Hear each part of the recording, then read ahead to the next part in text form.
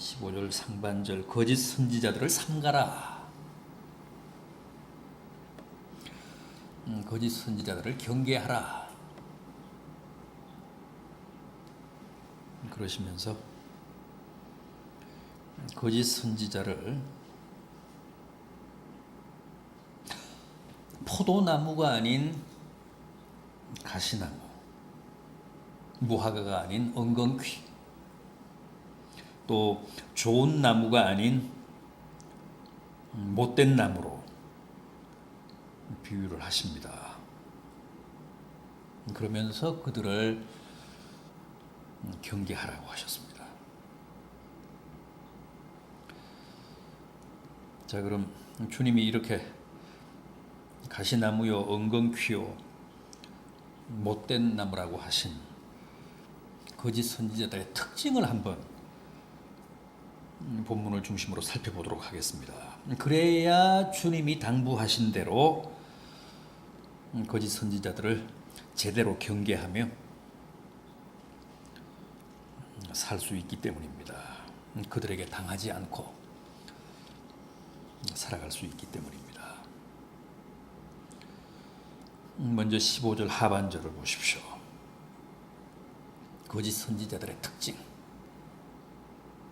그들은 양의 옷을 입고 나오지만 그 속은 노략질하는 일이라고 합니다. 이게 함정이죠. 분명히 그 속은 시커먼 일인데, 음흉한 늑대인데,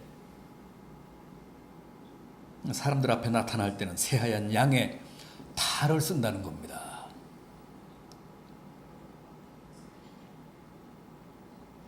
이게 거짓 선지자들의 실체입니다. 처음부터 이리로 늑대로 나타나면 다 경계하고 다 멀리하고 다 조심할 텐데, 그게 아니라 선한 양처럼 정말 흠없고 티 없는 어린 양의 모습으로 위장을 하고 나타나기 때문에 다 속습니다. 고린도후서 11장 13절 이하입니다. 그런 사람들은 거짓 사도요 속이는 일꾼이니 자기를 그리스도의 사도로 가장하느니라. 그러나 이는 이상한 일이 아니니라. 사탄도 자기를 광명의 천사로 가장하느니라.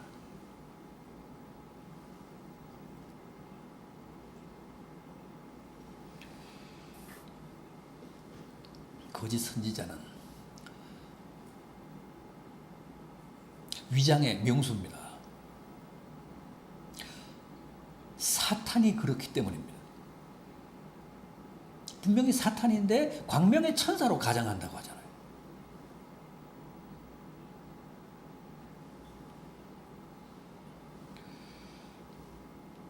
그래서 잘 경계하고 조심해야 합니다. 요즘 여기저기서 그런 일이 수없이 벌어지고 있습니다. 깨끗한 양이라고 생각했는데 알고 보니까 사악한 일이었다거나, 빛의 천사라고 믿었는데 나중에 드러난 실체를 보니까 시커먼 사탄이었다거나, 세상에 가장 신령하고 가장 위대한 참 선지자인 줄 알았는데 이건 완전히 희대의 사기꾼이었다며 피해를 호소하는 사례가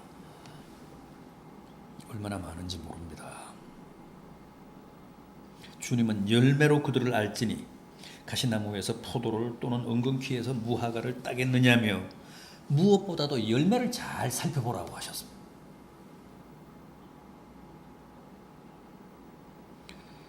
아무리 위장을 하고 선한 양으로 분장한다고 해도 가시나무에서 포도를 딸 수는 없기 때문에, 엉겅퀴에서 무화과를 딸 수는 없기 때문에 열매를 살피면 판별이 가능하다고 합니다.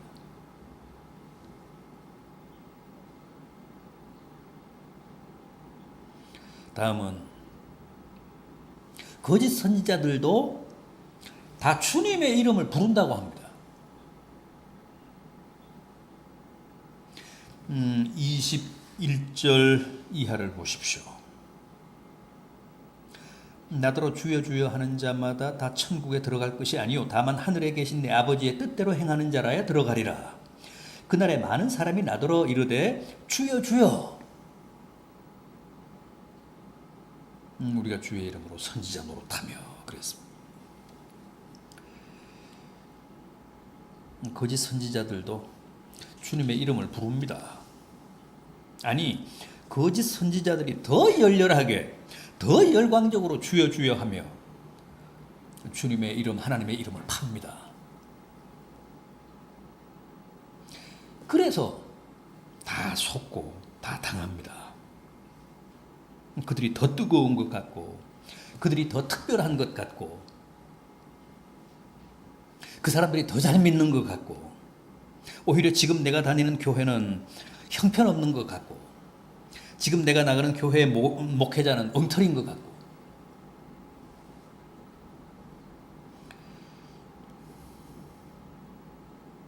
그러면서 오히려 쇼하는 그 거짓 선지자가 훨씬 더 신령하고 성령 충만한 것 같고 영역이나 영성이 더 대단한 것 같습니다.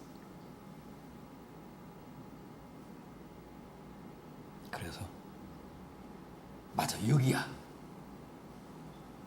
믿으려면 이렇게 믿어야 돼. 이분이 진짜 불의 사자야. 그러면서 그 집단에 투신합니다. 그러나 시간이 좀 지나면 그 사이비 집단이나 거짓 선지자의 실체가 조금씩 드러나기 시작합니다. 그러나 그때는 이미 당할 대로 다 당해서 더 이상은 발을 뺄래야 뺄 수 없는 처지가 됩니다. 대개는 그래서 이러지도 못하고 저러지도 못하고 그냥 끌려가다가 그 집단과 함께 파멸합니다.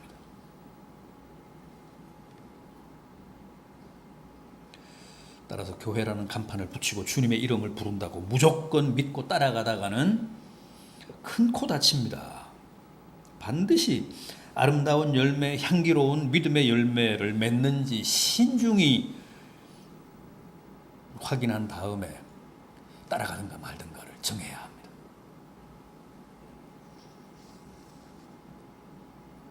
또 있습니다. 거짓 선지자들도 기적을 나타내고 권능을 행한다고 합니다.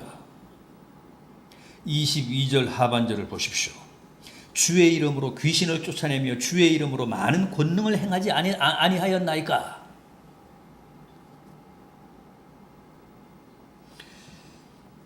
사람들은 특히 여기에 약하죠. 그러나 그런 신비 체험이나 이적에도 얼마든지 거짓이 있고 잘못이 많다는 사실 꼭 기억하셔야 합니다. 사람들이 그런 초자연적인 현상에 약하고 쉽게 넘어가니까 마귀가 그걸 최대한 이용하는 겁니다. 그래서 표적이나 기사나 신비 체험을 교묘하게 이용해서 사람들을 보다 효과적으로 기만하고 파멸하는 겁니다. 마귀의 사주를 받는 거짓 선지자들은 우리를 살리고 우리를 진리에 이르게 하고 구원에 이르게 하기 위한 수단으로서가 아니라 우리를 해치고 멸망시키기 위한 미끼로 이적을 행하고 또 기적을 동원합니다. 그러므로 신비 체험이나 무슨 기적, 표적만이 절대 능사가 아니라는 사실 꼭 기억하셔야 합니다. 점쟁이도 무당도 얼마든지 표적을 나타냅니다. 죽은 사람의 혼도 불러오고 또 병도 낫게 하고 잡귀도 물리칩니다. 그러나 그건 다 기만입니다. 그건 다 떡밥입니다. 미끼입니다. 결국은 그런 걸 이용해서 우리를 망하게 하고 우리를 파멸하게 합니다. 성령이 우리를 살리고 구원하시는 영이듯이 마귀는 그 어떤 이적이나 기사를 보인다고 해도 결국 우리를 죽이는 악령입니다. 그리고 그 악한 영인 마귀가 부리는 하수인들이 바로 거짓 선지자고 적그리스도입니다. 따라서 거짓 선지자는 근본적으로 악하고 못된 나무이기 때문에 절대 아름다운 열매, 선한 열매를 맺을 수 없습니다. 엉겅퀴에서 무화과를 딸 수 없듯이, 가시나무에서 포도를 딸 수 없듯이, 거짓 선지자에게서는 선한 열매, 아름다운 열매를 딸 수 없습니다. 오직 그들은 악한 열매, 나쁜 열매를 맺어 우리를 해치고 죽일 뿐입니다. 영을 다 믿지 마십시오. 갈수록 이단들, 거짓 선지자들이 더 극성을 부리고 더 요란을 떨며 그야말로 굶주린 사자들처럼 설치고 다닐 겁니다. 앞으로 더 합니다. 부디 늘 깨어 근신함으로 그 마귀의 장난에 거짓 선지자들의 미혹에 당하지 않도록 자신의 믿음과 영혼을 잘 관리하는 복된 성도들 되시기를 진심으로 기원합니다. 기도하시겠습니다.